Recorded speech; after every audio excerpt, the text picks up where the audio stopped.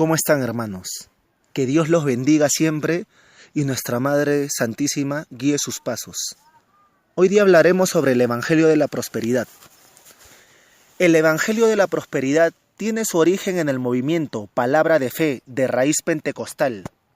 Creen que a Dios no hay que pedirle las cosas, por ejemplo, que sane a tal o cual persona, sino que hay que creer y decir, confesión positiva, y las cosas serán hechas. La persona será sanada con solo declarar su sanidad. De ahí derivó a lo que se llama el Evangelio de la Prosperidad, que pretende que ya no solo hay que confesar sanidades, sino también bienes materiales a fin de obtenerlos. Por lo general, los pastores de este movimiento cometen muchos abusos al prometer prosperidad a sus oyentes a cambio de que estos donen bienes para los ministerios, o sea, la propia organización del pastor. La pobreza es del diablo. Macedo, creador de la secta, Iglesia Universal del Reino de Dios, promueve el Evangelio de la Prosperidad, diciendo: yo no sigo a un Dios pobre. Si su Dios es pobre, es porque sus pensamientos son pobres. La pobreza es del diablo, no de Dios. Mario Justino, un ex pastor, quien escribió un libro sobre el grupo, llamado In the Corridors of the Kingdom, alega que muchos de los ministros son charlatanes y viven con lujo con el 2 a 10% de las colectas semanales. Esta secta pide a sus feligreses muchísimo dinero con la promesa que van a ser bendecidos por Dios en esta vida y ser salvados de las llamas del infierno en la otra.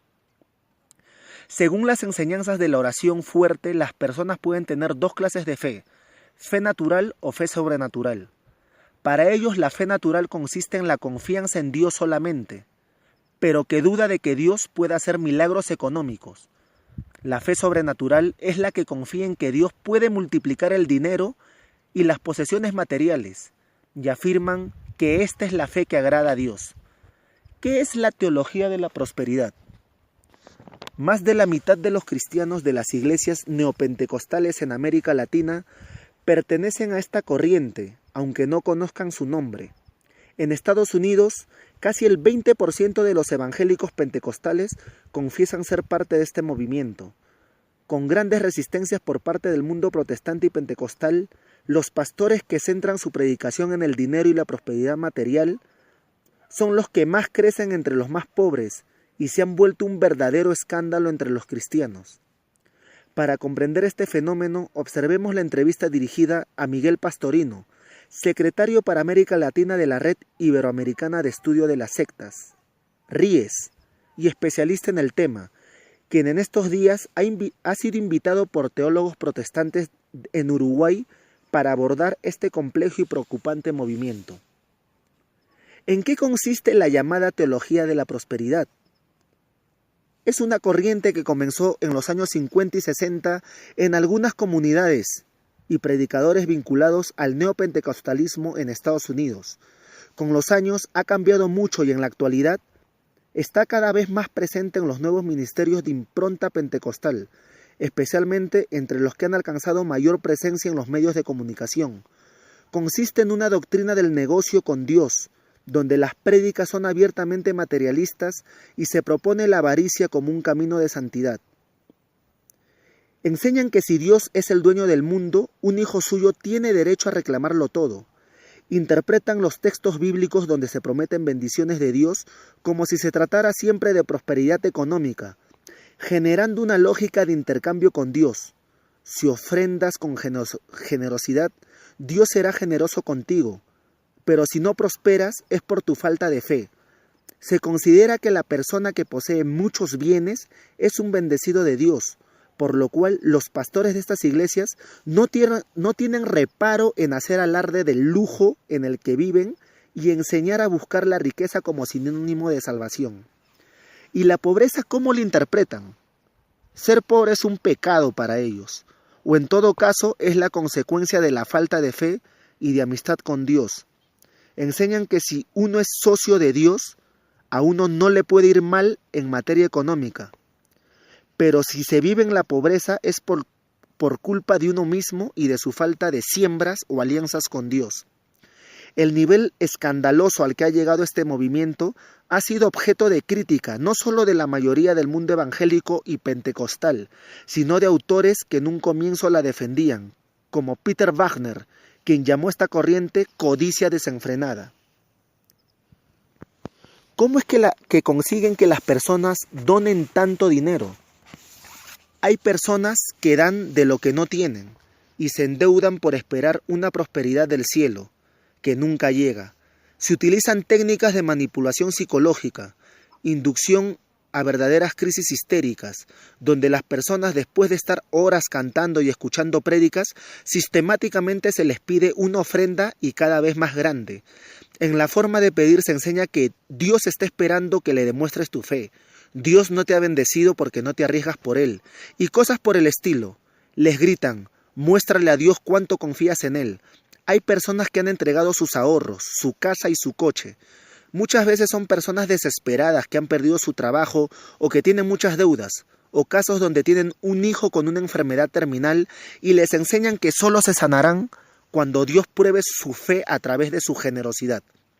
Las personas que asisten suelen ser personas muy pobres.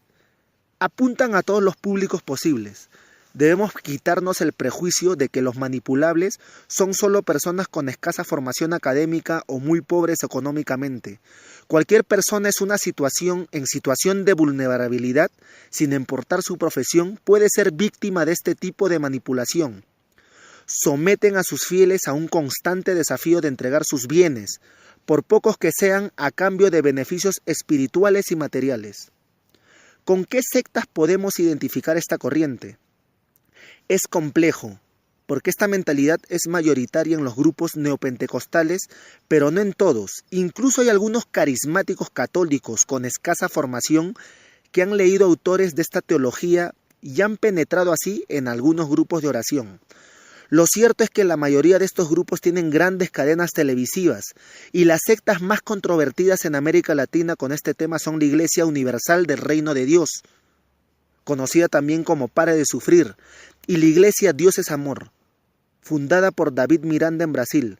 Luego la lista se complejiza, pero puede verse algunos de los nuevos apóstoles de la prosperidad con este discurso, como Kenneth Copeland, Creflo Dollar, Paula White, Cash Luna, Guillermo Maldonado, entre otros. No debemos identificar injustamente esta mentalidad con todo el neopentecostalismo, que es muy diverso y complejo en sus teologías y formas de vivir la fe. Pero lo cierto es que está siendo un fenómeno contagioso entre los neopentecostales. ¿Hay algún otro elemento que quisiera destacar? Sí, el autoritarismo. Estos mismos líderes religiosos combinan esta mentalidad con un autoritarismo muy fuerte, donde exigen sujeción total de sus fieles, ya que el pastor expresa la voluntad de Dios, incluso en la vida privada y por lo tanto en el criterio del uso de los bienes personales. Suelen hacer prédicas donde humillan con ironía a sus fieles, tratándolos de estúpidos por no comprender las enseñanzas de Dios. Se ha convertido en un antievangelio donde se premian la soberbia y la codicia en el pastor. ¿Qué piensan los teólogos evangélicos y católicos al respecto? No se necesita mucho discernimiento teológico para entender que este movimiento se opone al evangelio y es un verdadero escándalo moral para todos los cristianos. Es cierto que los teólogos protestantes y evangélicos denuncian con más insistencia este tema por afectarlos más de cerca, pero se escuchan críticas desde todas las confesiones. La palabra de Dios está llena de citas donde se condena el amor al dinero y se advierte con dureza sobre la codicia de los pastores. Les recomiendo leer los capítulos 3 y 6 de la carta a Tito, aunque alcanzaría con conocer un solo evangelio para darse cuenta de la aberración que supone adherir a la teología de la prosperidad. La secta New Age comparte con la teología de la prosperidad la anulación del molesto prójimo que es considerado culpable de su propia pobreza o desgracia. ¿Por qué cree que se extiende tanto actualmente esta mentalidad? Porque vivimos en una época donde domina la mentalidad tecnoeconómica y consumista en todos los aspectos de la vida, donde las relaciones humanas han sido colonizadas por lógicas comerciales, como si fueran puras transacciones, y la relación con Dios ha entrado en esta lógica de intercambio y de uso para los propios intereses. Se cambia el modo de pensar y el de vivir, y esto afecta también al modo de vivir la fe, inevitablemente. Se ofrece así un Dios a medida de los consumidores, según los esquemas dominantes, donde para cada problema hay una solución a su debido precio. A esto habría que sumarle el fomento del pensamiento mágico y la situación de vulnerabilidad social en tantos países, donde muchos desean hacerse mágicamente ricos y vivir según los modelos de la vida impuestos culturalmente. La teología de la prosperidad es una manifestación exagerada y caricaturesca de una tentación recurrente, la de querer hacer negocios con Dios, olvidando que en Jesucristo no hay negocio posible. La lógica del Evangelio va en la dirección contraria a este materialismo y nos invita a mirar más allá de nuestros egoísmos. ¿Puede un católico entrar a los hombres de negocios del Evangelio completo? Milagros, sanación, liberaciones y el optimismo de hombres empresarios, que esta asociación es una organización laical de seglares, incluye a hombres de negocios, los dirigentes son industriales muy ricos, que se han propuesto el objetivo de la evangelización del mundo y de extender el mensaje del bautismo del Espíritu Santo y de la curación de los enfermos, tal como es entendido por los pentecostales en círculos no pentecostales. La asociación ha contribuido grandemente a la propagación de las ideas pentecostales en el mundo. Es también sumamente crítica de las denominaciones pentecostales por su estrechez de miras. Los predicadores, sin embargo, de las iglesias pentecostales reprochan a la asociación de estar moldeada en su estructura y en sus métodos de propaganda por la eficacia empresarial moderna más que por la guía del espíritu.